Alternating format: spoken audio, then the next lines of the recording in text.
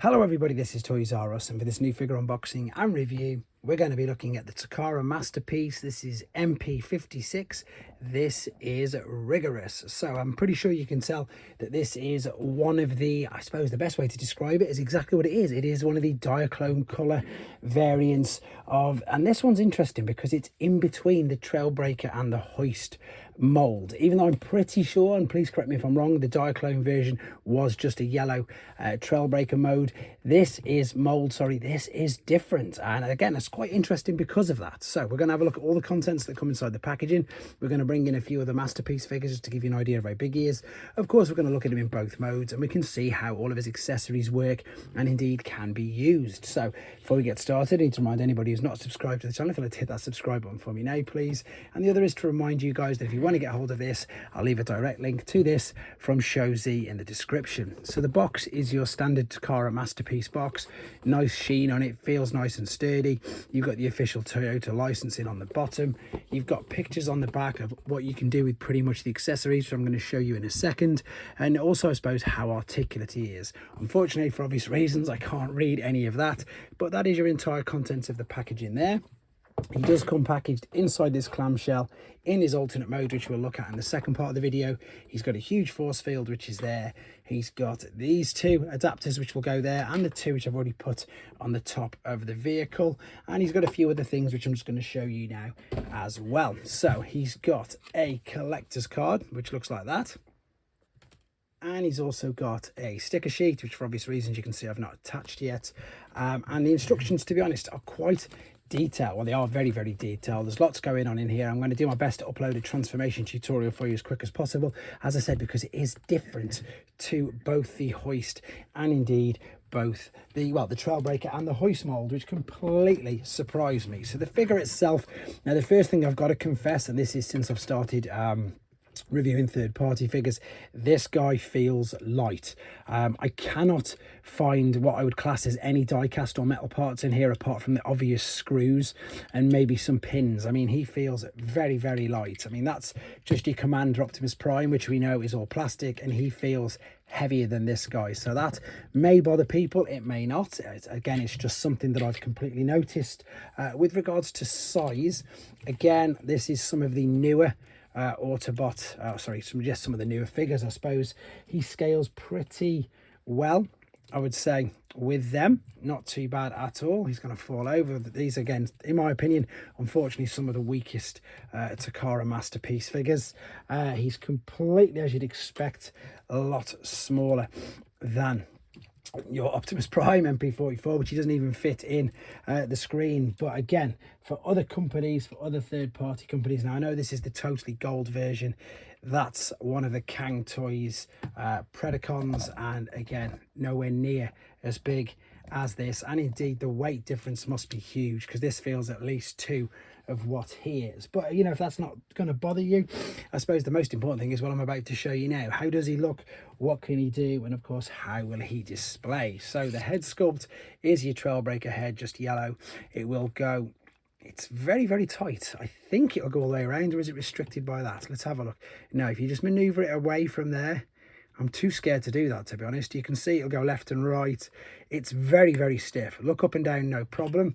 Arms will go out that far to the T. Then you can see they get caught by the head, even though they've got, now I have as well, I've got that the other way around. Now in the instructions it says to have it with the translucent blue. I just don't think it looks as good. It's obviously entirely up to you guys, but I know that I'm probably going to get a few comments saying it should be the other way. They both fit exactly the same. It just depends which way around you want it, and I think with this it covers up more of the gap. You can go all the way around here with the swivel. There's a swivel there as well at the top of the shoulder. There's bicep flexion. There's something that's pretty interesting. He's got go-go gadget arms, which on any of the pictures, he's not using them. But the main reason for this is so that you can adjust and take off, there it is, take off the parts and put the new accessories on. Let's see if that comes off. There you go. You can see that just slides there. And then this will, of course, fit over. Let me get this right. Have a look at it, and slots over like so. But yeah, it reminds me of Inspector Gadget, where you can slide that up and down, and of course that means you've got wrist swivel as well. There isn't really an ab crunch. I'm going to say it. I don't think there is. You can bring that forward, bring it back a little, but you're just disconnecting where it's all sort of tabbed together. In honesty, is there a waist swivel? You see, these confuse me sometimes, because sometimes they have, sometimes they haven't. This one looks like it genuinely doesn't, because obviously you're going to snap everything that's going on in there. The legs will go right out to the side. They bend, they hyperextend at the top, so it's not even really the thigh, but you can kick the leg forward, which you can see. There is a swivel at the top of the leg as well, so that means that the knee bend is still there, even though it looks like it isn't. And then you've got ankle tilt, ankle rock, loads of sort of movement there. So I suppose the ab crunch and the lack of the waist rotation, yeah, it's definitely not there. I think what they're doing is they've got away with the fact that the top of the hips are so flexible, so it's not too bad. With regards to these are the other accessories that come with him. So you can pop these off as well, like so, exactly the same attachment. So what you're looking at is that there with the silver bit down.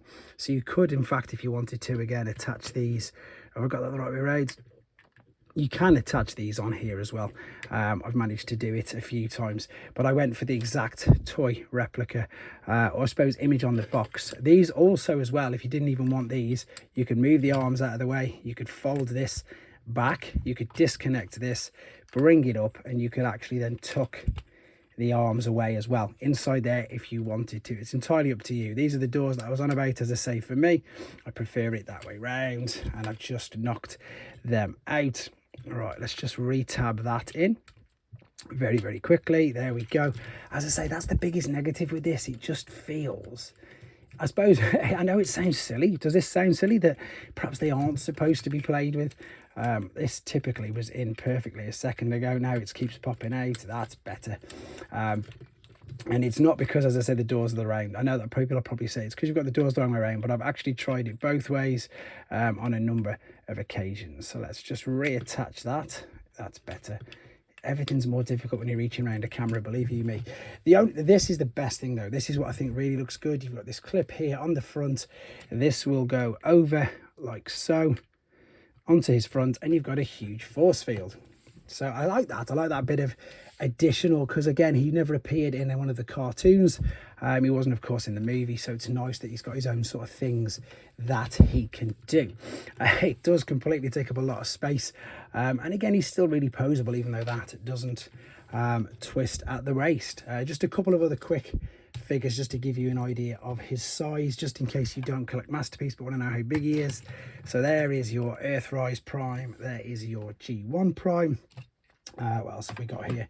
I've got a few third party as well, funny enough. So there's a New Age figure, and there is a Magic Square figure. So yeah, these, as expected, completely tiny compared to him. Let me just move these out of the way. I don't think there's much more to say. As I say, it's quite an obscure character. It is a Diaclone colour base, and I do like the fact that they've gone, there's the hole there which it clips in with it, as you can change the bumper and everything, but I will be showing you that when we are in the alternate mode. Again, no gaps really, so that's pretty clever, but just, yeah, I don't know what it is. I like it, I really like it, but like now I'm playing around with it in front of the camera, it does feel that little bit more flimsy, shall we say. And these arms and shoulders will go in loads of different ways, so yeah, I suppose it's up to you again how you want to position them.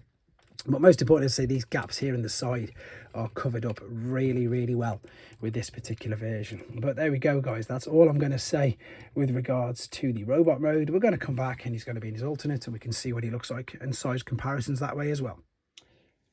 So we're back, and here he is in his alternate mode, and it's exactly what we expect it to be honest. As I say, the robot mode is just that little bit more clever in the fact that, again, I haven't got it uploaded just yet, but the transformation process is different to both Hoist and Trailbreaker. Now, obviously, because, as I've already pointed out, that it is a licensed vehicle, it's exactly that. It's just to scale. It does look really good. It is very, very bright, very, very vibrant. So if you are going to be displaying it in alternate mode, it will definitely stand out on your shelf. I like the translucent windows. You can just pretty much make out the head there, but I don't think it's too much of an issue. The wheels are plastic. They are, of course, all individually pinned, so they move and roll around no problem whatsoever. What is clever is how well it tucks everything away. So all of the things that came out over his shoulders, that's just typically come off, you can see are tucked away inside there, and you've got a pretty good idea obviously of where the legs and things are underneath. What I do think is a little bit pointless is you can still take off the bumper, but as you've seen with the accessories,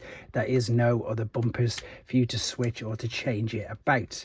You can open the doors obviously. These are on a slider, but there's nothing to see once you're inside. You've just got the head, and you can see how you've got the differently attached window to everything else. No visible evidence of seats or steering wheels. It is mainly for transformation purposes, in all honesty. And now I've just untabbed everything by mistake, but it just all pops back like so. The bumper, not the bumper, sorry, the bonnet, or is it called a hood in America? I'm not too sure. Bonnet in the UK anyhow pops up. You've got engine detail there, and of course this is where the rear view mirror, wing mirrors, I think they're called in the UK, were of course covered up as well. So you can have them in, you can have them out, but obviously when you're in the alternate mode, it looks better with them out. Now unfortunately, as I say, I've already sold my hoist and trail breaker on, but what I can do is bring you in the generation 1, or what would be the same Diaclone molds. I've got a few other figures, I suppose, to give you maybe a bit of an idea of size, but as I say, no Masterpiece unfortunately at the moment. So that is of course G1. That is the Stranger Things van. I've got a couple of Optimus Primes, just again to give you an idea. So that was the industry standard one until the new one came out, but that's Earthrise, and that is of course movie 1. So you're looking probably, if I put that there, it's a bit bigger than Voyager class size, but as I say, for me, and I imagine most people who are getting this, they're going to be displaying it in robot mode. But it's just nice that we've got the option, and exactly that, you know, all the different color schemes. I think they've just got the blue version to bring out now, but definitely better in his robot mode. I like the fact that he's got the great big force field, and I like the way that everything sort of tucks away quite neat on the inside. But there's nothing more to say about him. It is just a yellow Diaclone, which has now got an official name known. He's a Destron combat surgeon, so it's a Decepticon as well, which is good because obviously there's not that many Decepticon Masterpiece figures compared to Autobots. So there you go guys, this is Masterpiece MP56 Plus Riggorus. Let me know what you think in the comments. Take care.